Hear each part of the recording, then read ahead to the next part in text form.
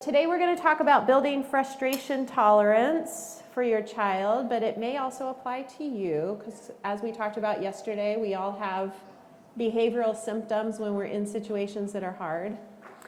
And growing your child's resilience. The way that I think about resilience, and again, this is because this is what the science tells us, is that to be a resilient person is really talking about our nervous system stability and our ability to stay regulated, to stay in balance. We started talking about that a little bit yesterday, but today we're gonna get into it a lot more in depth. So you heard about the Behavioral Impact Project yesterday. You heard Tim talk about it this morning if you were in this morning's session. And for those of you who weren't here, in case you weren't at the morning session either, if you weren't here yesterday, it is a collaborative initiative. It's still going. The LGS Foundation, Dravet Syndrome Foundation, and TSC Alliance. It was developed and administered by patientjourneys.org, and it was made possible through the generous support of Jazz Pharmaceuticals. So it was a survey of over 700 caregiver parents from those 3 categories of parents, where we got a lot of information about what is happening in their homes and their experiences as caregivers. So we talked yesterday about these common triggers of challenging behaviors. I won't go over them again. We spent a good amount of time talking about them yesterday. But what I want to be able to do is look at this in the framework of frustration tolerance for your child and how to build their resilience. So if we look at these triggers for challenging behaviors, we learned yesterday that if something triggers a challenging behavior, then that means that's something that we're really going to get curious about, because it means that there's something really hard for your loved one in relationship to that thing, right? So transitions, for example. And that we make these assumptions about what people can do, and they're often incorrect. Especially when we have someone whose brain works differently than we may be expected, than we've experienced ourselves or the world expects. So one of the other ways to look at this or think about this is that these common triggers, being able to transition, being able to deal with changes in a routine, dealing with overstimulation, being able to effectively communicate, being able to wait, tolerate limits that are placed upon them, or delay what they want, right? Delay gratification. They are being asked to do things that they may not have the skills to do. We talked about that yesterday, the cognitive skills. And so what happens when we have that happen with our life, not just in your child's life, but any of our lives? We start to become symptomatic, anxious, angry, irritable, frustrated, right? And if you think about these things like waiting, hearing not yet, being unable to do what you really want to do, having plans change, not understanding what is happening, not being able to fully communicate your needs, feeling overwhelmed by your environment. These are all moments when reality is not matching up with your expectations of how you want things to go and how you thought things would go. So traditionally, through that behavioral lens that we talked about yesterday, you might look at that behavior and conclude that that person just needs to learn better frustration tolerance, right? That should be the goal. But I want to suggest a different possibility today, okay? And it's one that is rooted in the neurosciences, just like we talked about yesterday. Asking ourselves, what if these moments are actually about nervous system regulation or dysregulation? What if this is about emotional regulation skills, cognitive flexibility? What if the behavior that we see when these expectations are in front of your child is not about motivation? They need something to motivate them. What if it's not about willpower? What if it's showing us where their brain is struggling and what is causing their nervous system to experience that disruption? Okay. So, frustration, well, let me go back really quick here. I want to look at the second the second set of data here at the bottom. This supports the idea that we were talking about yesterday, where behaviors are symptoms, right? Symptoms of a poor fit between where your child is in terms of their cognitive skill and the expectation or task or demand that they're being faced with. And what happens when there's a mismatch there? It's misaligned, right? We see more impulsivity, we see more defiance, we see more irritability or aggression, oppositional behaviors. And this is exactly when we're told, well, your child just needs harsher consequences, right? They need the carrot that actually is going to get them to change. They need to be motivated. They need that bribe, or they need stricter boundaries, right? You as the parent need to have stricter boundaries. But these behaviors can also be understood as this person is communicating to us the distress. Remember the defensive distress-based behaviors. And what the nervous system and the brain needs to be able to tolerate frustration, to adapt to change, to manage disappointment, to recover from stress, those are all skills that many individuals who have brains that work differently simply do not have developed yet, okay? They don't have them developed to the point that you would expect someone of their chronological age to have. So that's the foundation that we're going to use to look at frustration tolerance. Frustration tolerance has nothing to do with willpower. It is rooted in nervous system regulation, emotional regulation skills, and cognitive flexibility.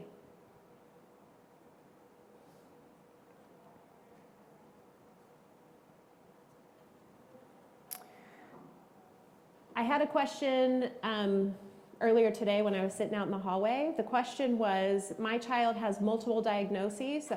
And they were telling me the different diagnoses, LGS just being one of them. And how does this all apply to my child? Which diagnosis should we use when we're thinking about them from this perspective, or when we're considering a treatment for them that has to do with behavior modification? And my answer was, I don't want you to think about their diagnosis at all. I want you to think about their unique neurobiology, their brain and their nervous system being the organizing principle here when we're thinking about behaviors. All behaviors point back to the brain. All behaviors point back to the nervous system. And that's behaviors that we don't appreciate, the challenging behaviors, but it's also behaviors that we love, right? The pro-social behaviors. It tells us a lot about what's happening within the nervous system and also within that person's brain. When the brain and nervous system have been impacted, there are behavioral symptoms. And we talked yesterday about how our society typically sees those behaviors. They get laser focused on them, tunnel vision, and it's like, what can I do to make this stop? And it's usually techniques that I refer to as power over, right? Trying to control somebody else's behavior. I mean, that's really what we're trying to do with things like sticker charts, consequences, bribes. And compliance is our highest priority there. We want that behavior to change, right? And I get it. I want that for the families that I work with too. But if we don't consider this science about the root of all behaviors, being the brain and the nervous system, we're going to miss a huge part of the puzzle. And so no wonder we're left spinning our wheels, feeling like nothing works, and we don't know what else to do. Right? We're missing this piece of information. So we talked about that a lot yesterday. That's all I'm going to say about it today, but I want to reorient you all to that perspective and that understanding. We also spent quite a bit of time last week. We have not been here a week. Yesterday, talking about cognitive skills, right? So our brains help us navigate literally every moment of every day. And if you are neurotypical like myself, meaning your brain works as you expected it to and reliably, and you can access those cognitive skills when you need them, you probably haven't thought much about what it must be like if that's not the case, right? I shared yesterday that I have a 17-year-old with a serious neurobehavioral condition, and I gave zero thought to my brain until I really had to spend some time imagining what it must be like for her to have a brain that works very, very differently. Now, some of the cognitive skills we talked about yesterday are learning and memory, executive functioning, like the ability to initiate, especially non-preferred activities, the ability to transition, processing pace. Remember, 20-second child in a 1-second world. And all of those cognitive skills are important for us to recognize, but in my experience, sensory integration being another one, in my experience, those cognitive skills are much easier for parents to go, oh, okay, all right, I get it. I didn't see it before, now I see it, and I see that I need to more fully accommodate my child when they need that cognitive skill and they don't have it. These cognitive skills, they are just like executive functioning, just like learning and memory, part of that category of brain tasks and what the brain does for us, but they feel so personal, okay? They feel really, really personal, they feel really willful, they feel very defiant. So cognitive flexibility, things like being able to go with the flow, becoming really distressed when plans or routines change, difficulty hearing the word no, like literally not being able to tolerate that word, getting fixated on an idea or a solution and you can't let it go, not being able to put the needs of the whole, like the family, in front of your own. Like, but everybody else wants to do it. Nope, not doing it. What does that look like from a behavioral lens? Really selfish, right? We start to believe that this is a part of somebody's character and not a part of their brain working differently. Stress recovery skills. This is when your child has difficulty returning to a calm state after being upset or overwhelmed. It can also be about when they get very excited and they can't return to that place of balance. Needing more external supports to settle their body or their emotions. They cannot self-soothe. They cannot adjust their internal energetic or arousal levels to fall into sleep. Maybe when they wake up, they can't do the same to wake up, right? That's a huge transition that our brains help us with. No wonder so many individuals with brains that work differently have really, really disrupted sleep. We've talked a lot about impulse control, perspective taking, being able to put yourself in someone else's shoes, being able to understand that other people actually have a different perspective than your own, right? Being able to consider their feelings and their needs and their wants. So our brain is egocentric in the way that we think about situations. Always our first impulse is what our position is. How will it impact me? How do I see things? How do I think about things? For all of us. But what most of us can do almost instantaneously is suppress that first person egocentric view and step into somebody else's shoes and imagine what their experience is like. That's perspective taking. What if your child does not have this skill? How does that feel when you see it through a behavioral lens? And how might you do something different if you can shift and see it as a brain-based, skill-based thing and not part of their character? And then emotional regulation. We're going to talk a lot about emotional regulation, so I won't spend a lot of time on that. But it's basically big reactions to what we believe, what we feel are very minor stressors, right? Like, you've got to be kidding me. You're melting down over that, right? And not being able to be reasonable or logical, especially when upset. So I talk about these as relational cognitive skills because they are required for all of us to be in relationship with somebody else. A reciprocal back and forth give and take relationship. And so if you have a child who is still working on these skills that does not have these skills fully developed, no wonder it feels so hard at times to forge connection and be in relationship with them. It makes all the sense in the world, right? But when we can understand it as skill-based, it's like, okay, because skills can be built and skills can grow, instead of this is just who they are. They're just X, Y, or Z, right? Negative interpretations, character flaws, whatever it may be. So this will all factor into frustration tolerance, being able to understand, again, the perspective of our child, being able to understand what's happening within them, their internal experience, and what might be getting in their way, okay? These are all big contributors.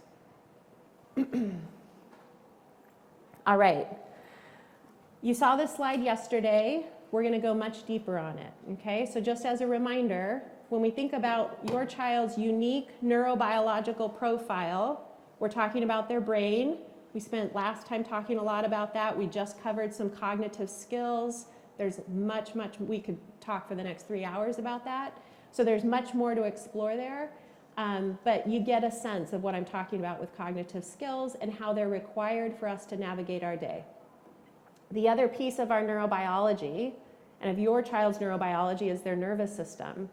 The nervous system is what keeps us in balance, keeps us regulated, and that's about as far as we got yesterday, right? We talked about the ways that an autonomic nervous system keeps us in balance: heart rate, blood pressure, digestion, our internal body temperature shifting as it needs to, being able, emotional regulation, keeping our energy in balance, right?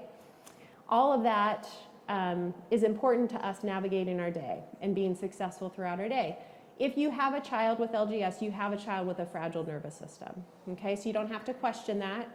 You can just know that that is true, and that has an impact then on how they experience the world. So stress is an accelerator. I want you to think about the nervous system as having this accelerator and this brake. We talked about this yesterday. And stress is the accelerator for all of us. That's just part of living in this world. But most of us have a brake that's working pretty well. So we have this stressor, and then we have a brake. We can self-soothe. We have things that calm us down. We have people around us, other regulated nervous systems that help contribute to the strength of that brake, and we can come back into balance. We have emotional regulation skills. We can tolerate frustration. We can be cognitively flexible. So we have the cognitive skills that help us stay in balance. But it impacts our brain function, and if we have an overactive accelerator, an accelerator that comes on quick and fast and kind of stays on, we will see behavioral symptoms that reflect that, especially when there isn't a brake that's working very well. That's what it means to live with a fragile nervous system. Stress has this over-exaggerated impact, right? And we have these bigger behavioral responses that reflect that big impact. And there's an impaired brake, an impaired ability to self-soothe and to calm, okay? So I want you to think for a moment about when your child experiences frustration for all the reasons that we have just even started talking about, and there's more there too, and they have this overactive accelerator because their nervous system is fragile, and they have a brake that just doesn't work very well because that's part of their fragility, so they can't calm down on their own. What advice have you been given when your child is overreacting, melting down, planned ignoring, they're attention seeking? Don't give them any attention. Forced isolation, right? You need to go to your room, you need to calm down, and then you come back out and we can play, okay? So again, for typically developing children, those work, right? We could talk about whether that's the best for them too, but it works because they have a brake that's working pretty well with their accelerator, right? What if you have a child that does not have that brake? Then do those strategies that are used to stop that behavior, does it make sense for them? Okay, so that's what we're going to continue to question. But I want to give you a little more information on the nervous system. Each of our nervous systems has what I refer to as a safety detection system. And it's operating below our conscious awareness all the time, okay? Many times per second, it's scanning for cues of safety or danger, okay? So that's called neuroception. Sometimes you'll hear it referred to as neuroseiving. It's not a conscious process that's happening. We can't control it. Our body is very, very adept at keeping us safe, and this is how it happens. And so that neuroception is happening continuously, all the time, at a subconscious level. Felt safety is a physiological nervous system experience of safety. So it is not a logical knowing, okay? So when I talk with parents about felt safety, and we're talking about their child's fragile nervous system, and what are their behaviors telling us about how they're neuroseving their environment, this nervous system level, they're like, it's safe here. Like, how could you even be suggesting that their nervous system is saying, it's not safe? And I was like, no. That's not how this is working. It's not your child looking around and going, I don't know if I feel safe here. It's not somebody else using their brain, their logical conscious thinking to evaluate the safetiness of a situation. It's how their nervous system is responding. So then the question is, how could they be neuroseving danger, which is what's reflected from their behaviors, if everything by everybody else's estimation is safe? Like, it's a pretty calm home. I'm doing all of this stuff to try to create this environment for them. What do you mean? Well, fragile nervous systems have what is called faulty neuroception. That's part of the fragility of it. And so they're neuroseving danger and threat when there's really none there. Okay? So if you think about your startle response, that is your nervous system neuroseving threat in a second, right? And your body responds before it even comes to your conscious awareness of like, oh, wait, that was weird. Why was I startled? You know, my husband's like, I live here. Like, oh yeah, I don't know why I did that, right? I don't feel unsafe in my home. Why did I just have this big startle response at nothing? But my body told me first, right? So that's the nervous system. So faulty neuroception. Now, how is your nervous system for everybody? This is how all nervous systems work. How are they determining safe or not safe? Where are they getting that information from? That is outside, inside, and in between. So the nervous system is neuroseving, scanning for cues of safety or danger, outside, inside, in between. So let me just really quickly tell you what these three are. Outside is how calm is my environment? Does it match my sensory integration system, right? I'm sure that many of you have had experiences with your kids where an environment that is fine for you, if you are neurotypical, is way too much for them, right? Way too much. That's neuroseving danger, outside. Now, where this is helpful for parents to understand is once we've talked about the brain and those cognitive skills that were invisible, lagging behind but invisible until we start to recognize that and bring that to the surface and start to accommodate for them, if those accommodations haven't been there, then that environment is misaligned with your child's brain, right? No fault of your own. It's like I said yesterday, like nobody ever teaches us this.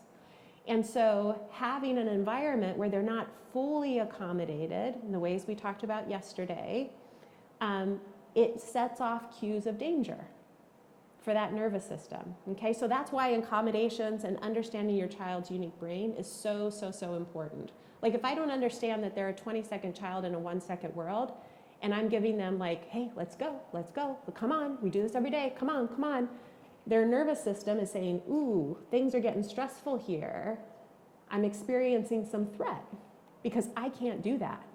That's not how my brain and nervous system work, okay? So that's the outside. The inside is what's happening internally. I work with a lot of families whose kids have complex medical conditions, okay? Seizures, internal threat, neuroimmune conditions where there's inflammation that reaches the brain, internal threat.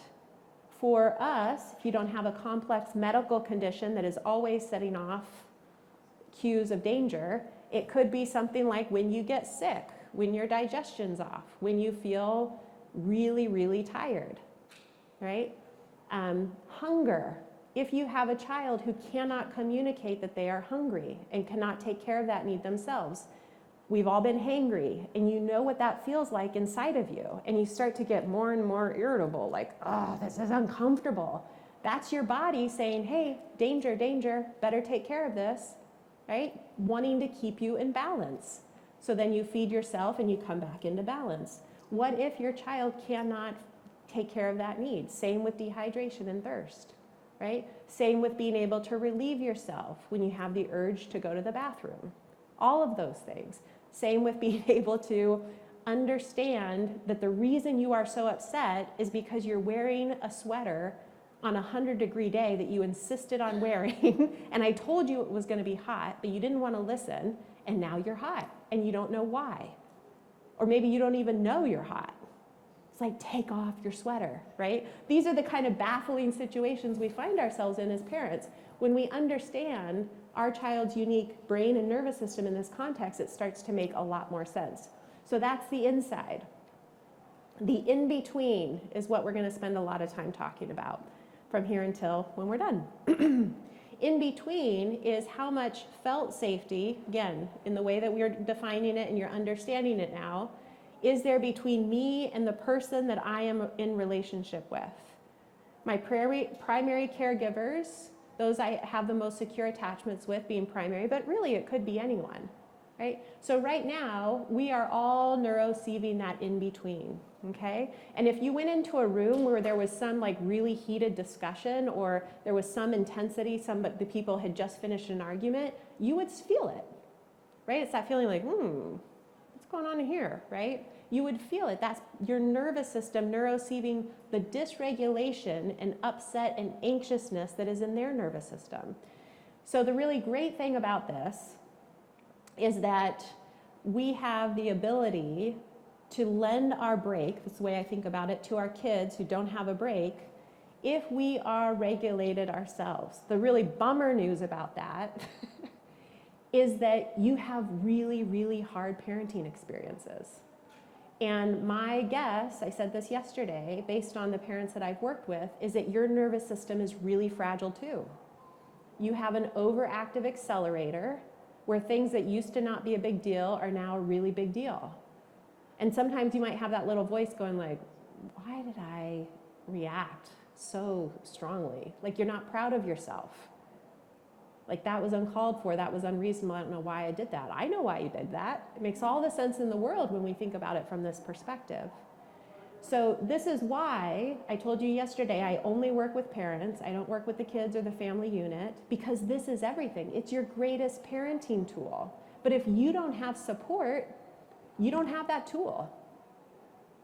It makes no sense to me why we don't focus on this all the time with the parents. We're like, here's more strategies, here's more strategies, here's more to do. It's like, well, what's happening with your nervous system? How fragile is it? What does your frustration tolerance look like? What does your resilience look like? Okay, so I'm getting ahead of myself. Okay. Let me do this last slide, and then I'm going to just pause to see if you have any questions, because I know I'm laying kind of a lot on you and a lot of science here too. Okay. So there's different states of the nervous system. We're not going to get into the details. I don't think those are actually very important. I want you to get a flavor of them, okay? My guess is you're most familiar with fight or flight. That's what a lot of people are familiar with. But there's a collapsed response that can be just as demanding on a parent and often missed as a nervous system dysregulated state. So we'll look at what those look like, because your child's behavior reflects the state of their nervous system. Here are just some examples, okay? So mobilized, that's the fight or flight state. That's where energy is high, okay? There's lots of vocalizations, physicality, lots of fast movements. I mean, it looks chaotic. The behaviors look chaotic. The internal experience of that person, right, is I am not safe, I need control, this feels like too much. Rigid or stuck, that is another dysregulated state. The key feature is inflexibility. So defiance, becoming very, very stuck and fixated, like, no, I want to do this, and I'm not going to do anything else until you let me do this, right? Repeating the same demand over and over, refusing to shift, yelling no over and over, and getting stuck in fairness disputes. The internal experience is, I do not have the ability to let this go. We talked yesterday a little bit about getting stuck. And we're trying to verbally redirect and say, get unstuck, however that looks. If it is a nervous system state and they have a lot of cognitive rigidity, the verbal redirection is literally a waste of your energy. So no wonder parents fall into burnout when that's the only thing they know to do. And that's what they're doing and it's not working. Or if I don't control this, I'll fall apart. A collapse state, sometimes also talked about as freeze. Energy is very low. This is what I was talking about. It's often missed. Sometimes I describe it as like a wet noodle on the floor, like just this body that's just limp, and you're like, get up, let's go. It looks so defiant, right? This is lots of withdrawal, going quiet, not responding to directions. It can look like they are ignoring you. It can look like a slumped body posture. It's literally the nervous system saying, this world is too much for me, and I'm going to slowly shut down and conserve energy to stay safe. And it can take a long time for an individual to come out of this state. So while these other two are not easy, it's quick, it's explosive, it's chaotic, right? That has its own challenges. But the collapsed can just take a long, long time to recover from. We talk about this as nervous system burnout, that collapsed state. And then there can be this chaotic or silly or over-energized presentation. High energy and low control. It's just like, right? So uncontrollable giggling or rough play, spinning wildly, not tracking instructions, hyperactivity that feels frantic. The internal experience, I need movement, I need release, I cannot settle. Okay? So your child having a fragile nervous system, I know some of you have adults, young adults and adults, and it may have shifted over time, right? This was definitely my daughter's fragile nervous system presentation when she was younger, say elementary school, for sure. That was her presentation. And now it gets more like rigid and stuck, right? Which developmentally, as an adolescent, there's some appropriateness to that, but it's very, very, very stuck, very, very, very rigid, okay? So trying to give you a sense of the behavior that reflects these nervous system states. Okay, let me pause there because I know that's a lot. Any initial questions? Yeah. Thank you. So I have a question specifically about the nervous system states. Yeah. It kind of seems counterintuitive, but can you experience two of the states at the same time? For example, for myself, I feel often where I feel both mobilized and collapsed, like I feel so unsafe and the need for control that I just shut down and I can't do anything. Is that like a common experience with fragile nervous systems? I don't know, to tell you the truth, but what I would be curious about, just even what you shared, is that there is an expectation that lays before you that you can't initiate and get started with. And so there's a mismatch between your brain and that expectation, and so you shut down, right? So I don't know if it's, I would categorize it as two nervous system states. I characterize it as this is the whole situation, and we're looking at your brain and nervous system to make sense of it. Does that help? Yeah, that makes sense. Yeah, but you're not crazy and alone in that experience, if that's what you're asking. Yeah. Amy, did you have your hand up? Okay. Anybody else? So the thing that I want you to keep thinking about is, what does this mean for your child who lives with a fragile nervous system? What does it mean for the way that you see their behaviors when we think about the fragility of their nervous system? How does this relate to their inability to tolerate frustrations? I mean, that's just tolerating life's demands and things not going your way. And but also to think about this with your own experience. And if you are in a parenting partnership, maybe thinking about it as it relates to your partner too, right? The story we tell ourselves follows the state of our nervous system, right? So if I'm telling myself, I am out of control, I am not safe, this feels like too much, right? If that's the state of my nervous system, that's the story I'm telling myself about this situation. And so it helps us, I mean, it really changes the way you see people.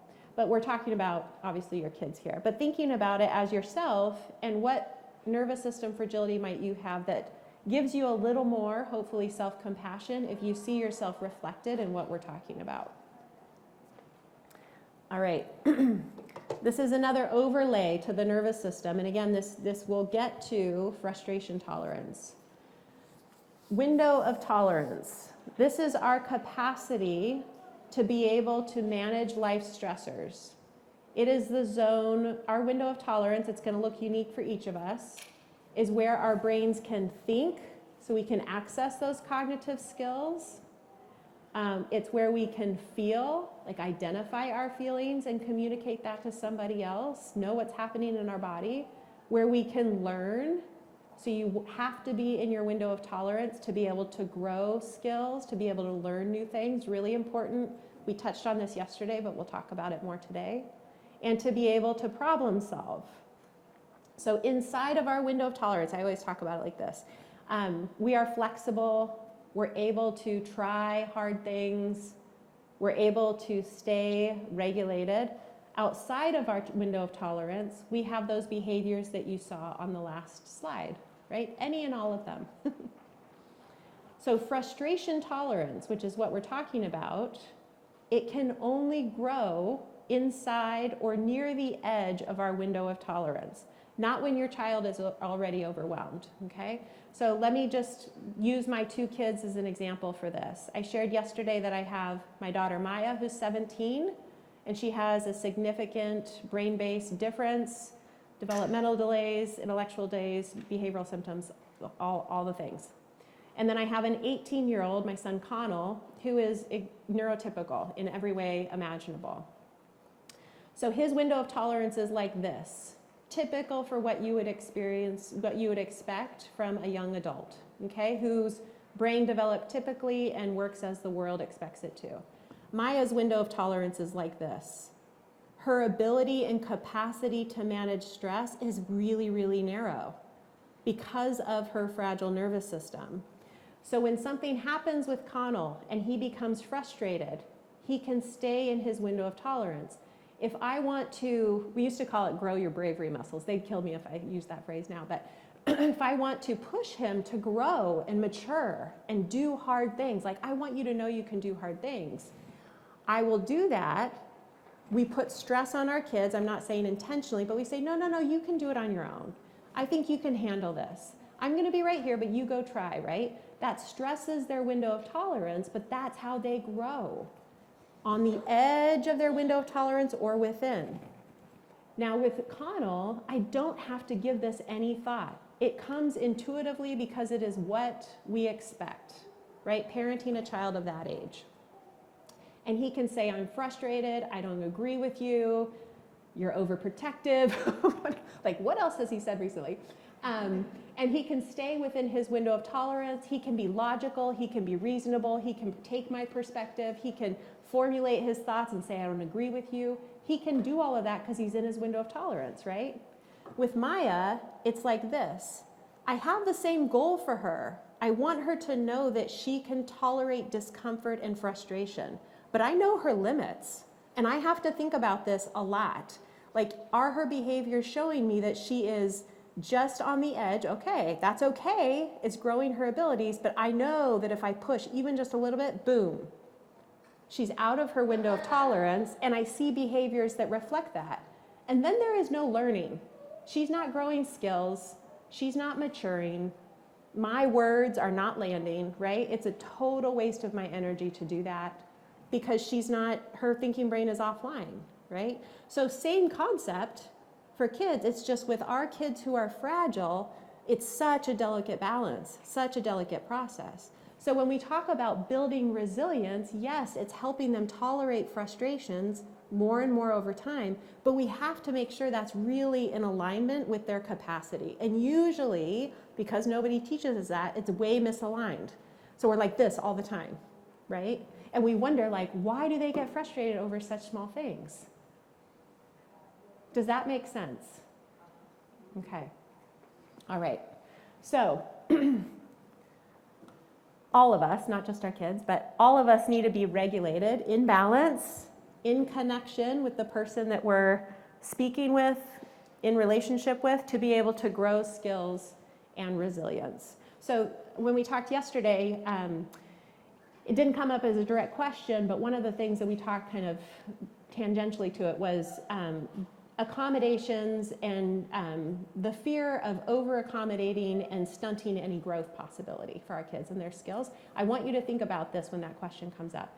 I also have a podcast episode on that called Letting Go of the Fear That You're Over-Accommodating, if that's helpful to you. Okay. So when we think about tolerating frustration, self-regulation skills are the main skills there that we have to be able to build and cultivate in our kids. For them to be able to manage that frustration, we want to grow that skill. Self-regulation does not grow in isolation. Okay, so I want you to think about that again. When our kids are reflecting to us through their behavior that they do not have the self-regulation skills in this moment to manage that frustration, and then we send them away to go calm down, we're basically saying, go build your self-regulation on your own. It does not work that way. I want you to think, again, of those behavioral lens techniques that you've been given that tell you that that's the way to do it. The forced isolation, calm down on your own, the planned ignoring. That discounts your child's neurobiology. It doesn't account for their overactive accelerator with a break that's maybe non-existent in that moment, but certainly not working well, maybe even in their better moments. So 2 weeks ago, I was in Boston, and I was at the AHC family conference. AHC is another rare neurological condition. It affects the brain, it affects the ability to regulate movement, development, many other bodily functions. Like LGS, many of these kids experience seizures, they have developmental differences, and significant behavioral challenges. And after we were done learning what you all are learning yesterday and today, a parent said to me, you know, I'm really trying to make sense of this in the context of something with my daughter. She said, I have ABA therapists who come in and work with my daughter. And what they have told me to do is that when your child has a meltdown and they don't stop that behavior with verbal redirection, then and she went through this very elaborate behavioral plan that the ABA therapist had come up with her. And the end result of that, if she had to kind of continue down that line of behavioral interventions because nothing was working and her daughter was getting more and more upset and not complying, it ended with her daughter in her room. Well, her daughter would go into her room to calm down on her own because that was the direction of this plan, and would destroy the room nearly every time. And so I said, well, it sounds like that's not working and has not worked. You've been trying it a long time. And when you're telling me about this plan, I'm thinking of it in cognitive skills and nervous system regulation. And what I'm thinking about is, does your daughter have the ability to process the steps and carry them out? Does she have the ability to connect the dots? Does she have impulse control? Does she have emotional regulation? Does she have any sort of cognitive flexibility? And the mom said no. And I said, well, I think that's probably why it's not working. And so being able to go into her room and calm down, I said, it doesn't surprise me. It's the same story I hear from parents whose kids are sent to a resource room in school to go calm down, and the teachers are surprised that they then destroy the resource room. It makes it look like, oh, they're just trying to get themselves in even more trouble. They're that defiant. What if they have zero ability to self-regulate when they get to that point of nervous system instability? They have no break. They need an adult to help with them with that break, okay? So these are the connections I want you to hopefully be able to start making for your child, why those things are not working, whatever that is, and all of that energy you've been putting into that, if you shifted it and started to think about it in this way, I said yesterday, you will not be working harder. You're already working so hard. It's just shifting it and putting it something different. So none of us are born with the ability to emotionally regulate. The research findings are remarkably consistent with this and have been for years. Emotional regulation skills, again, the essential skill in my mind, to be able to tolerate frustration is never built in isolation. So how can I build my child's self-regulation skills? Never in isolation. If you think about a baby, when they're born, none of us are born with self-regulation. And it's very evident when you're the parent of a newborn. They cry for every need, right? They cry, and how do they then soothe? A regulated adult, attends to them over and over again. And they don't say, "Why are you crying, baby?" Right? They meet them, they say, "Oh, you must be hungry, you must be wet, there's that attunement," right? They see those behaviors for what they are. They are a reflection of the inability to self-regulate. So that repeated experience happens over and over and over and over and over again, and that child grows into a child who then has that skill more developed over time so they can be better at self-regulating over time. Does that progression make sense? Okay. Now, where this gets tricky for kids like yours and kids like mine is that if they have a brain that has been changed in function and structure, that skill is going to need lots more repeated attunement, is what we call it, regulated support for that self-regulation skills to build, and it never happens on the timeline we wish it did. Okay? So, my daughter who's 17, she definitely has more ability to self-regulate than she did even 5 years ago, right? But it is nowhere close to what you would expect for a 17-year-old. It's more, I would say, more like a 7 or 8-year-old. Okay, so we're getting there. But it still is completely out of line with her chronological age. And if someone meets her and expects her to be able to emotionally regulate through a frustration, like a 17-year-old would be, which is with a good amount of flexibility, they're setting her up for failure. And they will see behavioral symptoms that result, okay? So, self-regulation. It doesn't stop in infancy. The process continues through childhood and adolescence, but especially and much more intensely for kids like yours and mine, who have brains that work differently and nervous systems that are more fragile, okay? So what does this mean for you? When we talk about that felt safety in between, that's really what co-regulation is, what we're talking about. Our child not having a break, they have an overactive accelerator and they need a break. And it's us or another person in their environment lending their break to them over and over and over and over again, right? Those repeated experiences of attunement. Now, what's hard about this, just going to tell you something that you already know, is that when your child is as fragile as they are, that is really hard on your nervous system.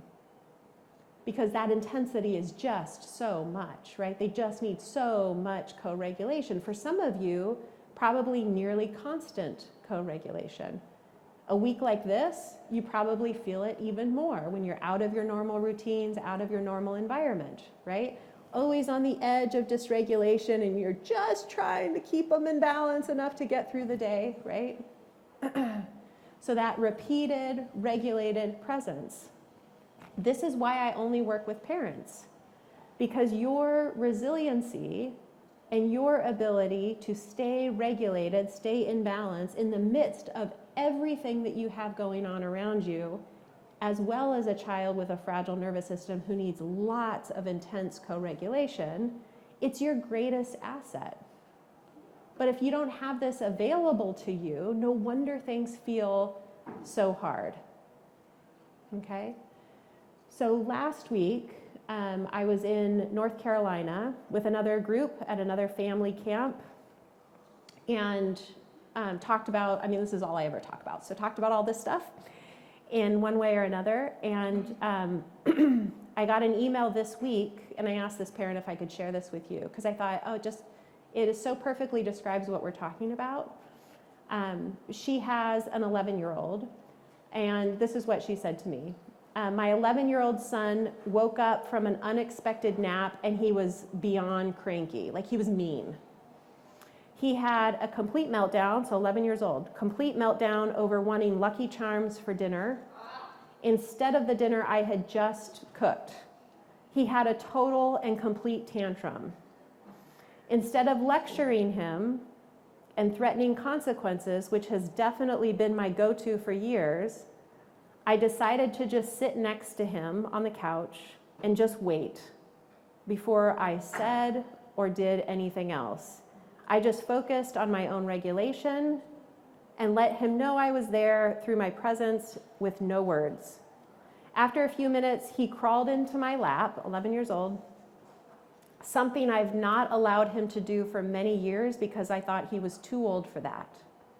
I offered him a hug. He accepted it. We sat there and hugged for about a minute, and then he went to the table and started to eat his dinner. Our whole night was changed. And guess what? Once he ate a somewhat healthy dinner, he was also much less cranky. So I want you to think about these two paths that this parent, she's experienced both now. This one path where it's like this behavior is ungrateful, it is unreasonable, they should not be frustrated over this, and they should be more reasonable. And they're 11, they should be acting like an 11-year-old.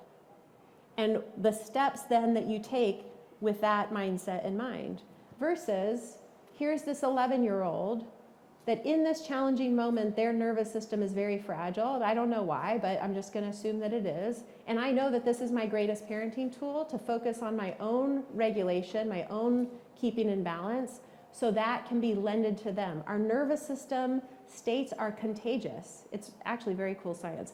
The physiological truth about that is that it's contagion, right? So we have this buffer influence that we can offer, not just our kids, but everybody around us. And so she focused on that instead. And the road that took her down was completely different, right? Completely different evenings because of it. That's what I mean by this is a learning curve. If it feels like I've never done anything like that before, this is all new, but you will not be working harder, right? And it just feels better. So creating that behavior change with regulation and connection. Now I talked about how our physiological state is contagious to those around us. And the two options are we're a buffer influence or a triggering influence. That's kind of a bummer because we're going to be a triggering influence sometimes. It's just part of being human. So the goal is not to, like, I always must be regulated and be this buffer. You will fail at that goal. The goal really is to understand yourself well enough so that when you know that you're starting to dip into that dysregulated state, getting out of balance, your accelerator is getting a little too active, you can get back into balance as quickly as possible.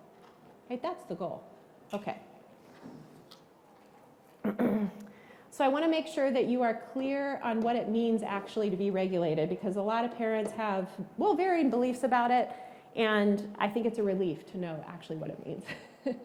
So regulation is about having that nervous system capacity to stay connected, flexible, available, stay within our window of tolerance, even under stress, right? Rise and fall with the stress.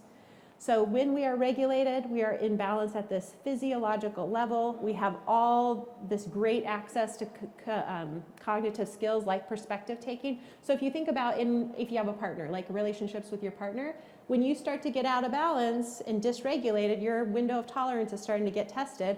Are you able to see their perspective as well as you could if you were regulated? Are you able to communicate in your best ways? Are you able to remain flexible?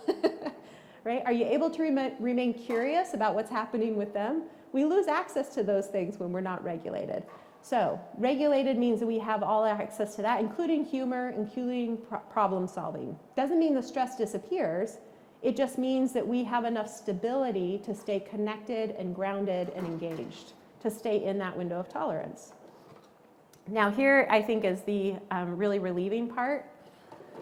Regulation does not necessarily mean calm. Regulation does not mean, to be regulated does not mean you're happy. You're okay with whatever's happening. Regulated does not mean everything is fine. Co-regulation is not about performing calm. I'll tell you about that in a moment. It's communicating, I can feel the size of your distress with you, and I'm not going to be swept away by it. So I work with a lot of parents who believe that regulated, before they learn this, that being regulated is appearing calm from the neck up. Like, yeah, everything's fine. Okay, yeah, I'm not yelling. All right, we're good. But from the neck down, it's like, right? It's just this storm brewing inside of them. And they're like, why isn't this working? I'm like, well, I don't think you're regulated. So really understanding that that's not what regulation, it's not pretending that you are fine, pretending that you are calm.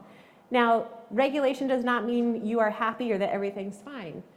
So say you look outside and you see your 10-year-old, let's say, throwing rocks at the neighbors' cars as the neighbors drive by through the neighborhood.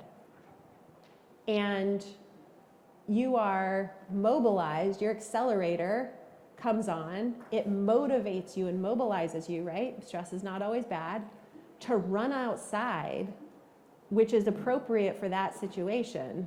But as you are running outside, you are very aware of just how angry you are.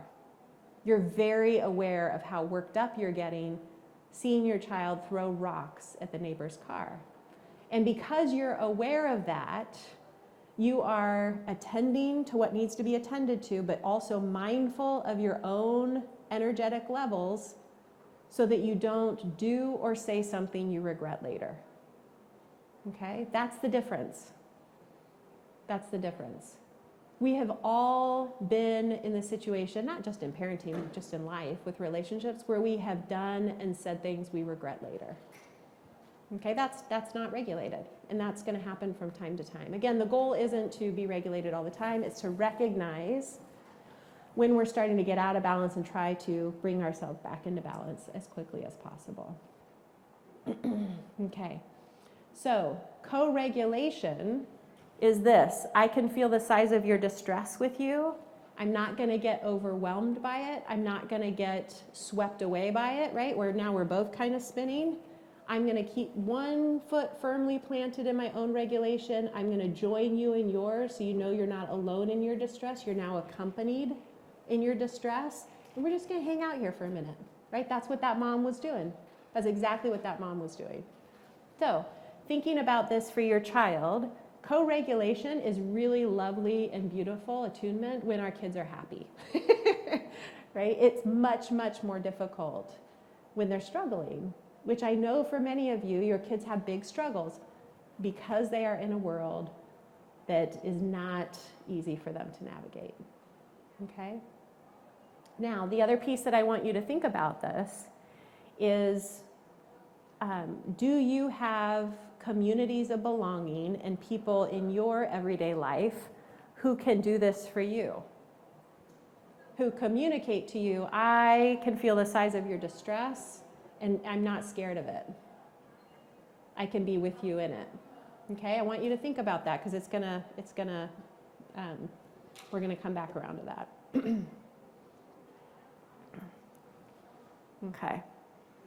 So how does this look in real life? Hopefully I've been giving you some examples of that, but let's look a little bit deeper.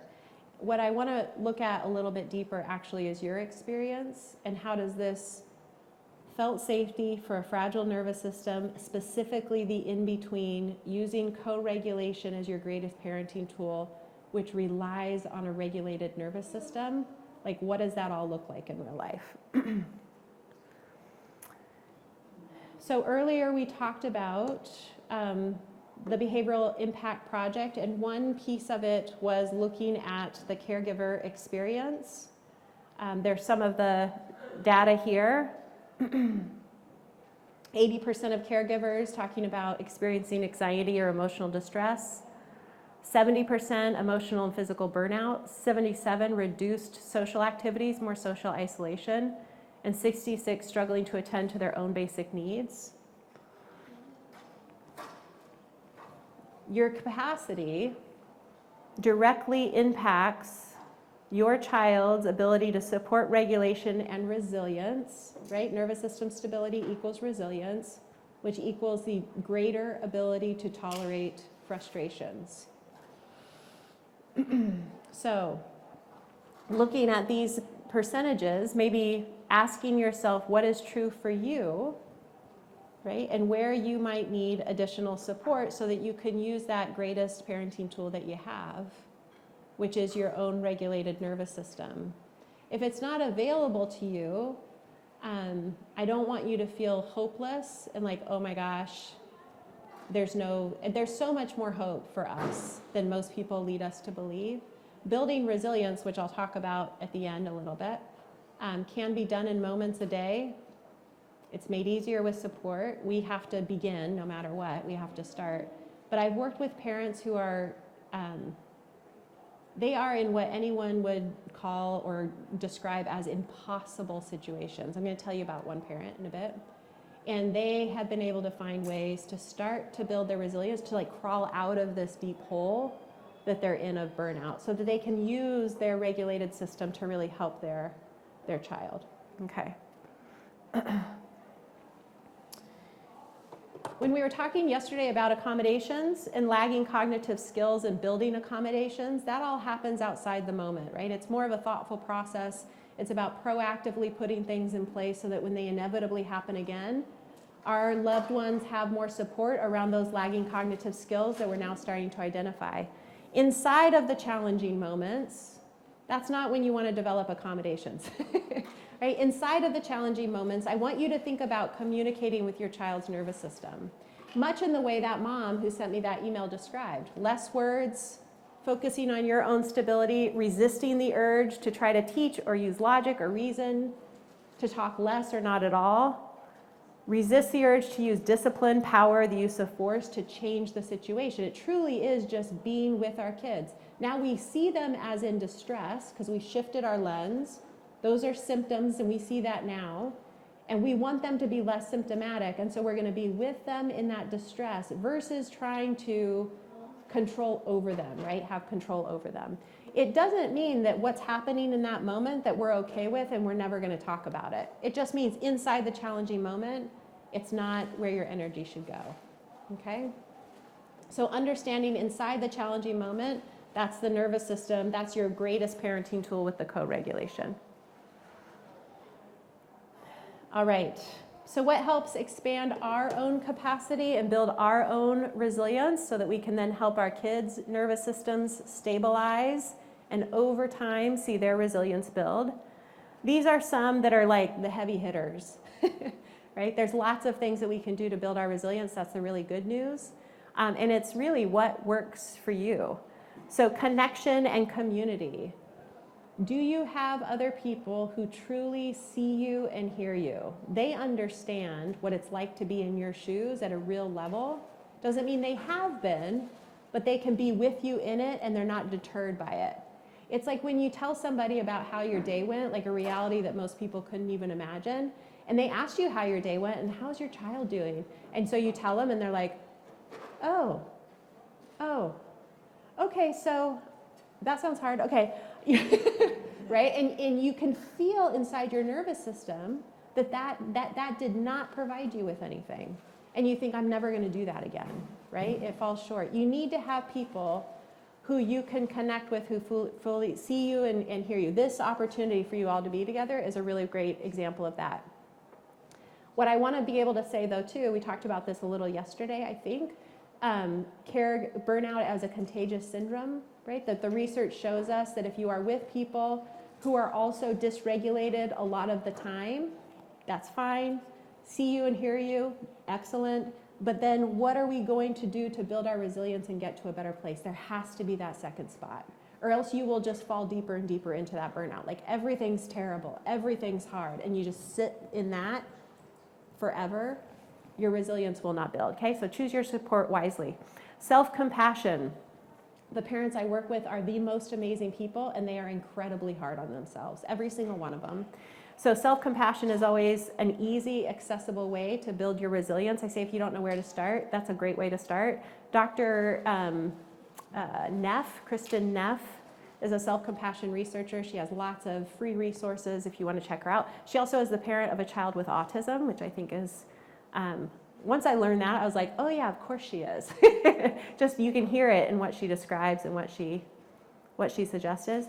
Food and hydration, movement can be joyful movement. It can be stretching every day. It doesn't have to be like going out for a hard run, something like that. Playfulness, joy, and humor. Rest and recovery, which I know is very, very hard to come by. Can you start in moments a day? Instead of emptying the dishwasher, can you just sit and like let yourself rest for a few minutes? Really drops in the bucket, okay? And predictability and safety. I want to tell you about a mom that I worked with so that you can kind of start to see how this might all, or imagine how this might all look, especially if it's new to you. This mom, she would call herself a Dreve mom. She's a single mom. And when I started working with her several years ago, I said yesterday, parents don't reach out to me when things are just kind of tricky, like they're in a very, very hard spot. By the time most parents reach out to me, and this mom told me about how she referred to Sundays as suicide Sundays. She had a lot of care, help with the care of her child. She's very externally resourced in that way. But from Saturday night till Monday morning, she was completely on her own. And she could not imagine it week to week. It was a struggle for her to get through. We began in working to understand her daughter's brain and nervous system in much of the way that we've been talking about, dipping our toes in at least this last day and a half, yesterday and today. Because her main reason for coming to me really had nothing to do with her own state. She wanted her child to be less challenging. And that's the case for every parent that I work with. And that's what I want for them too. And so we started talking about that. The behavioral lens that we talked about yesterday, shifting that, helping her understand her child's brain and nervous system, lagging cognitive skills, nervous system fragility, all of that. So that we could see if there were ways that she could start to put in more accommodations, have different response patterns so that her child would slowly start to struggle. Her daughter struggled with many, many cognitive skills. All of the relational cognitive skills that we talked about, the inability to be flexible, go with the flow, take perspective, put your needs in front of someone else's, show empathy, all of those. She had very, very low frustration tolerance. So one thing that she would get really stuck on was she would watch the same 10 to 15 seconds of a show over and over and over and over and over again. She would do that all day long if her mom let her. Her mom didn't feel good about letting her do that, but she also dreaded trying to transition her off of that because she was very rigid. She would get very stuck. She had no frustration tolerance when it came to disengaging from a preferred activity and moving on to anything else. And she would have this explosive behavior. It was like 0 to 60, very, very difficult. Seeing her fragile nervous system through that was very easy, right? That fight or flight response, that threat response that she was showing, but we had to do the work for her mom to be able to see that. So as her mom began to recognize the lagging skills for what they were, that softened her, right? She was able to cultivate a little more curiosity about her daughter's internal experience. She was able to have more empathy. She could see her daughter as becoming symptomatic when those behaviors began versus like, oh great, here she goes again. She could see her daughter more clearly, her desperate need for support in those moments where she thought it was all about choice. Like she's just doing this again to make my life a living hell. She could see that there was a mismatch, right, between the cognitive skills, the environment, and that fragile nervous system. So slowly she started moving out of that reactive cycle, like just reacting to the behaviors over and over again. At the very same time, we started sprinkling in working on her own resilience, beginning with moments a day with things like this. And over time, things began to improve for this mom. And it wasn't because her daughter drastically changed. The intensity and the frequency of her daughter's behaviors definitely started to calm down over time, but that wasn't because her daughter was finally motivated or finally ready, or she had found the perfect consequence that was finally the thing her daughter cared about enough. right? Or the perfect reward or bribe. It was because her mom was able to recognize the importance of what we've talked about today and yesterday. So she was able to view her daughter and the behaviors. That view had fundamentally changed for her from a behavioral lens to the one we're talking about. That meant that it shifted her response from punishment and just punishment after punishment to accommodating her daughter's brain and nervous system more fully. That changed her connection and her relationship with her daughter, right? It wasn't always like this, like full of resentment and just like, ugh, right? Which further supported her daughter's nervous system because she could be in relationship with her daughter in a much more regulated, authentic way. That, over time, helped her daughter's frustration tolerance. It was still drastically different than what you would expect for a 14-year-old, but it was improving on her timeline over time. What also changed was the suicide Sundays. She no longer talked about Sundays that way. Sundays were still hard. She didn't necessarily look forward to them, but she knew that she had the resilience to get through them, and they weren't always so escalated behaviorally, okay? So that resilience that she now is still continuing to build, right now it's moved beyond drops in a bucket, consistently over time is going to give her the endurance that she needs to be able to support her child in the way we've been talking about for the remainder of her life, right? That was what she was worried about too, like how can I keep doing this? So she still has some very hard days, and her daughter's needs are going to always have an intensity that many people can't relate to, but she's not drowning in it any longer, right? She doesn't feel that deep hopelessness.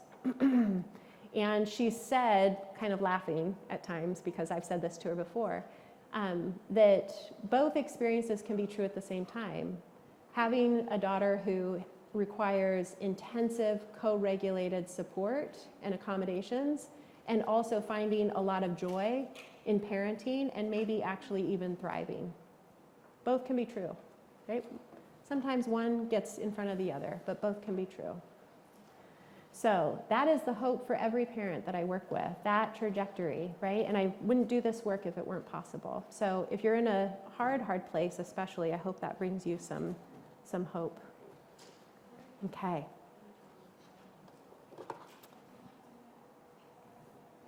That's all I have for you. We still have time, about 10 minutes. And I would love to hear any thoughts, questions. Yeah. Oh, excuse me. Sorry. Over the years, so my daughter Gia has been in really good schools. We're so thankful. And right now she's finishing her school, her education at Liberty High School in Arizona, and they have a phenomenal program.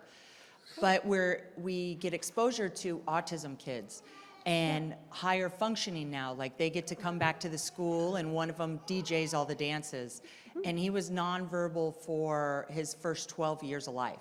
And then one day he started talking. And I keep meeting parents of autism kids that have the same experience. I said, did you ever ask him why?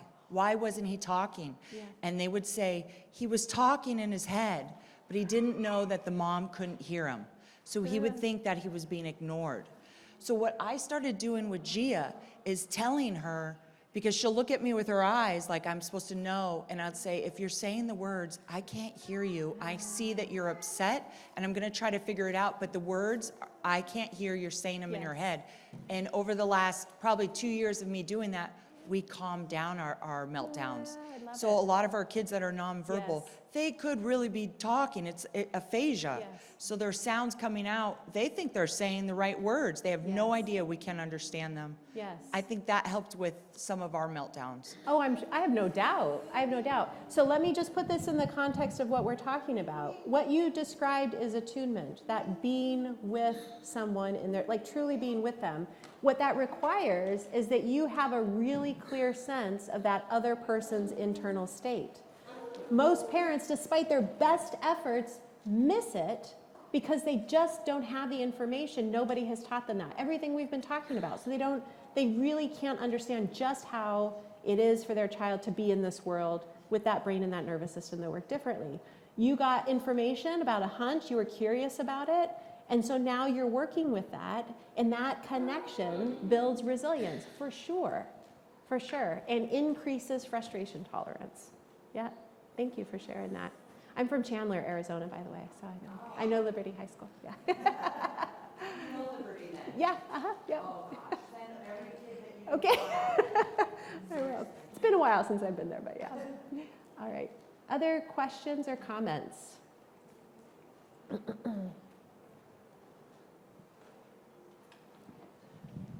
Well, okay, I'll have that question, then we'll bring you the microphone. Yeah. So I'm pretty sure we can all kind of agree with this, that with LGS in particular, all of our nervous systems are just completely shot all the time. It's, with my sister in particular, her seizures are very unpredictable, and she has a lot of atonic seizures where she just completely loses muscle tone, and it's unexpected. There's no aura, there's no nothing. And she's had a lot of injuries from those kinds of falls, and so now anytime any of it, like when we're around her, it's just you're up here all the time. Yeah. So I guess my question for you is, in a realistic way, right? Because we can't turn it completely off. We have to be on. We have to be vigilant. We have to make sure that she's not getting hurt. Yeah. So in a realistic way, how do we attune to our own nervous system and kind of regulate ourselves while still being able to be on without being to quite that level? Yep. It's going to look different for each person, but there's things like, the things that downregulate our nervous system are things like breath work, and there's lots of things that you can do in seconds, like I talk about having them in your back pocket, so you've practiced them outside of the moment, so you know that you can use them in those moments. Are there mantras, like they would be doing better in this moment if they could, right? My mantra with my daughter for a long time was stay soft, and what that meant for me was soft facial expression, soft body posture, soft tone of voice, because our kids are usually highly, highly sensitive to that in us. So any sort of mantras, visualizations, right? I had one mom who talked about every time she started to get worked up, she would picture her dad, who she loved, who had passed, be standing behind her. It makes me emotional to talk about it. Standing behind her with his hands on her shoulders, right? So there's all different kinds of things that we can do. I want to just point out, though, there are parents that I've worked with whose nervous systems are in a chronic state of fight or flight. And those things don't start, it doesn't touch it. And what I recommend to those parents is true trauma work, like EMDR, right? You have experienced trauma. It maybe even before parenting, now that's kind of churned it all up, right? Or in your parenting experience. So not to underestimate the need for something like that too. And just to kind of clarify back on the mantras part, so I know you had mentioned that it's co-regulation is not necessarily performing calm. Is it kind of like with the soft facial expressions and the mantras and stuff, is that kind of like a fake it till you make it, like eventually it will come naturally the more you practice it? I don't know if I do think it becomes stronger with practice, but I think of it more as an entryway into regulation. Right? That sounds easier to me than fake it till you make it. Right? But it creates an opening to like, if I'm going to actually take those cues and soften myself in the way that I'm talking about, then that alone will regulate my nervous system, but it will also create more openness to have that. Yeah. So a book for anyone who's interested in what we're talking about now. It's called Anchored: Befriending Your Nervous System. It's by Deb Dana. It's a great book. There was a question up here, and then I think that will probably be our time. Yeah, it's called Anchored: Befriending Your Nervous System. Yeah. Deb Dana, D-A-N-A. You're welcome. This has been so insightful, so thank you for sharing this. Yeah, you're welcome. I'm just curious, is there anything written up about the fragile nervous system as it relates to our kiddos with LGS or even just seizures? And then I'm just also wondering too, is there any correlation between when their nervous system is placed in a situation that might be overwhelming and that causing more seizures? I don't, the first question, I don't know of any. Okay. Yeah, I don't know of any. The second question, I have my hunches about that, but it's not from a medically trained person, right?